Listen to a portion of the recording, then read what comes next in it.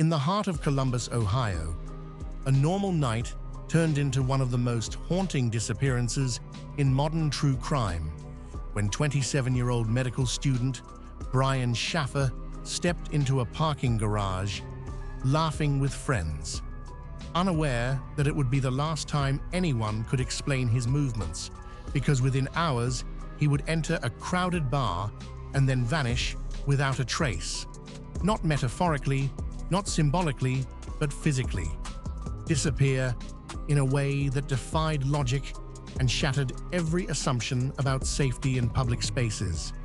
Surveillance footage clearly showed Brian entering the ugly Tuna Saloona, a busy college bar filled with noise and light, yet the same cameras that captured every other person walking in and out never recorded Brian leaving, creating a chilling contradiction that investigators could not reconcile, because in a controlled environment with monitored exits, a man simply ceased to exist, as suspicion shifted toward the parking garage itself, a place meant for temporary stops that suddenly became the center of a permanent mystery.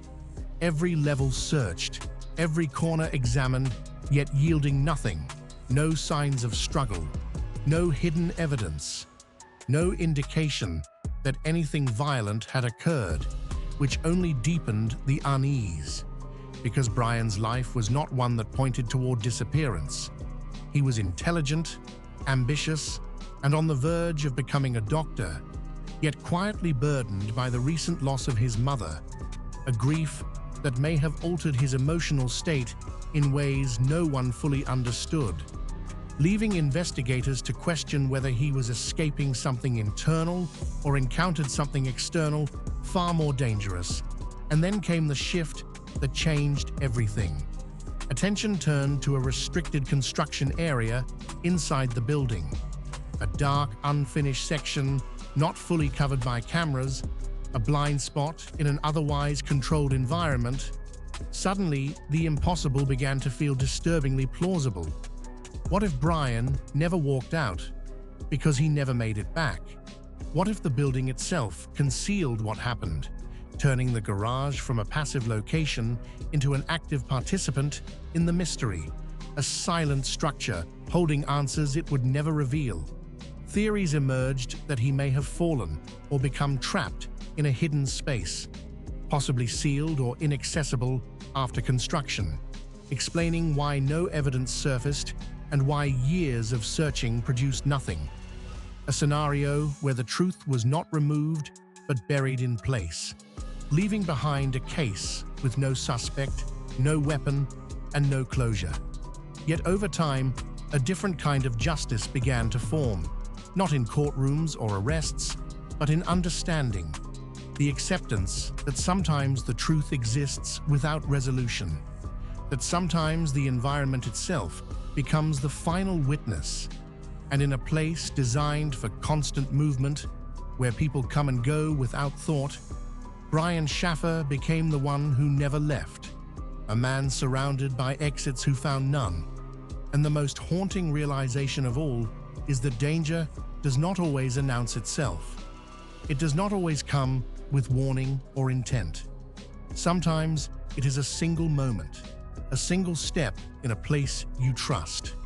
And when that moment passes, the world continues as if nothing happened, while somewhere within it, a story remains unfinished forever.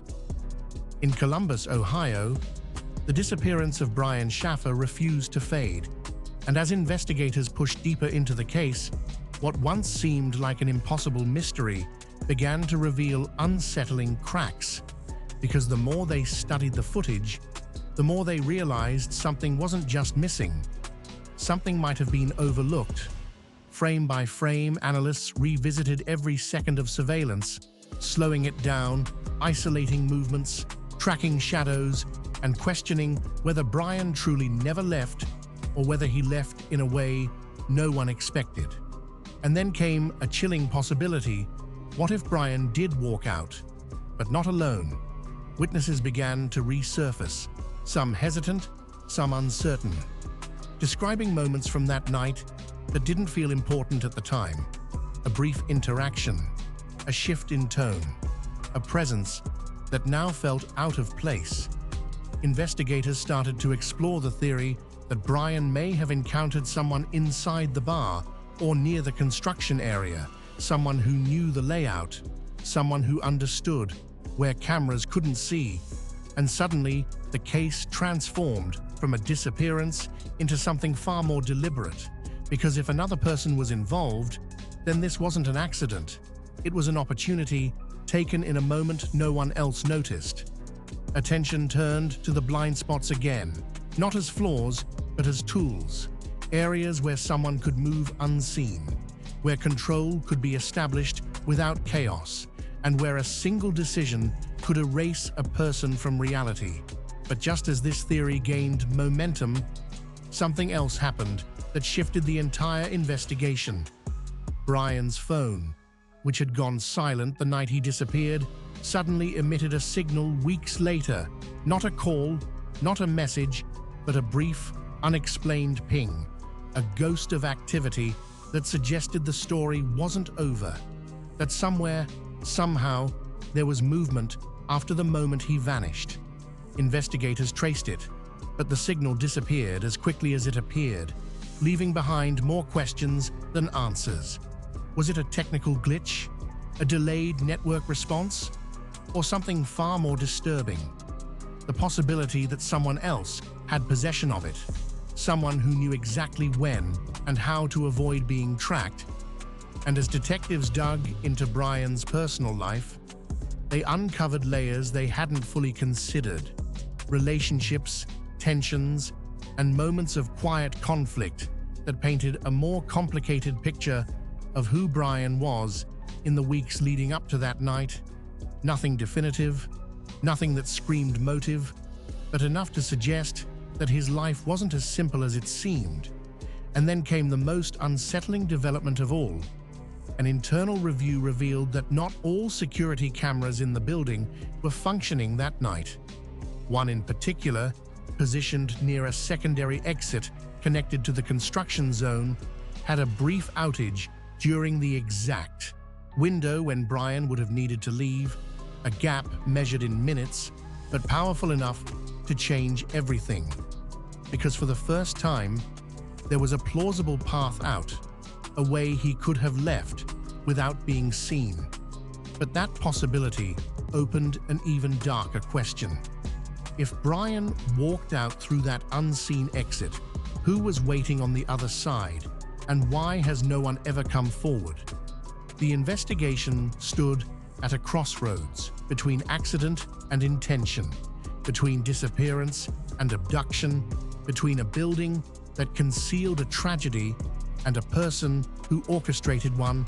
And just as detectives prepared to reclassify the case based on these new findings, a sealed piece of evidence, overlooked for years, was finally re-examined.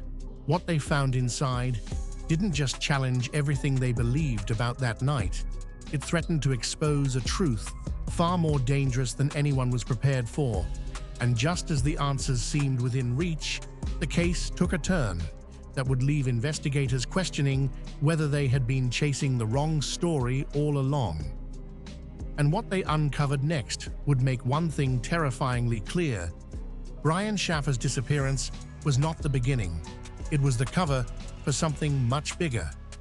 In Columbus, Ohio, the investigation into Brian Shaffer took a darker and far more calculated turn when detectives finally reopened the sealed evidence that had been ignored for years, expecting little more than outdated fragments. But instead, uncovering something that immediately shifted the entire trajectory of the case. Because inside was a collection of items recovered from the construction zone that had never been fully analyzed, including a piece of fabric, partially degraded, and a small object that didn't belong to the site. Something personal, something that suggested presence, not accident. Forensic teams re-examined it with modern techniques. And while the results were not definitive, they pointed toward one disturbing possibility. Brian may not have been alone in that restricted area. And if that was true, then every previous assumption collapsed. Because this was no longer about a missed step or tragic fall. It was about interaction, control, and intent. Investigators began cross-referencing everyone who had access to the building that night. Employees, contractors, regular patrons, even individuals who had no clear reason to be there but appeared in peripheral footage. And as timelines were reconstructed, one figure began to stand out, not because of what they did, but because of what they didn't do. A person seen entering the building, but whose exit could not be clearly confirmed. Someone who seemed to exist in the same blind spots that defined Brian's disappearance. And suddenly, the case had something it had always lacked: direction. But just as pressure mounted, that direction began to fracture. Because when detectives attempted to locate and question this individual, they discovered something deeply unsettling. The identity linked to the footage had inconsistencies, records that didn't align, employment details that led nowhere, and contact information that had gone cold, as if the person had quietly erased themselves long before anyone thought to look. And that raised a terrifying question: was this coincidence, or was it preparation? Because if someone had planned this, if someone understood the layout, the cameras, the blind spots, and even the investigation itself, then Brian's disappearance wasn't random, it was executed. A controlled event, hidden within the chaos of a crowded night. And then came the moment that changed everything again. Forensic analysis of Brian's phone records revealed a previously unnoticed detail, a brief outgoing attempt. Not a completed call, but a signal, initiated during the window when he was believed to be inside the building. A digital whisper that suggested he had tried to reach out, but to who and why did it never connect? Investigators traced the number, expecting a dead end, but instead found something far more disturbing. The number belonged to someone who had never been publicly linked to Brian, someone outside his known circle. And when that individual was brought into focus, connections began to form. Subtle at first, then impossible to ignore. Overlapping locations, shared environments, moments where paths could have crossed without anyone noticing. And just as detectives prepared to bring this person in for questioning, the case was suddenly interrupted by a development no one saw coming. An anonymous tip surfaced, not through official channels, but through a message that contained details only someone close to the truth could know. It referenced the construction area, the timing, even the malfunctioning camera. But what it said next stopped investigators cold, because it claimed that what happened to Brian wasn't supposed to happen that night, that something went wrong, something unexpected, and that the truth had been hidden not just by design, but by fear. Fear of what would be uncovered if the full story ever came out. And as detectives scrambled to verify the source, to trace the origin of the message, it vanished, leaving behind only its implications. Because if the tip was real, then Brian's disappearance wasn't just a single event. It was part of something unstable, something that spiraled beyond control. And as the investigation stood on the edge of exposing it all, one final discovery emerged from the re-examined evidence. A detail so precise, so deliberate, that it forced investigators to confront the possibility they had been avoiding from the very beginning. That the person responsible didn't just know the building, they knew Brian. And as that realization settled in, the case shifted once more from mystery to something far more personal and dangerous. Because if this was targeted, if this was planned around him specifically, then the question was no longer what happened that night, but why Brian? And what was he about to uncover that made someone ensure he would never leave that garage alive?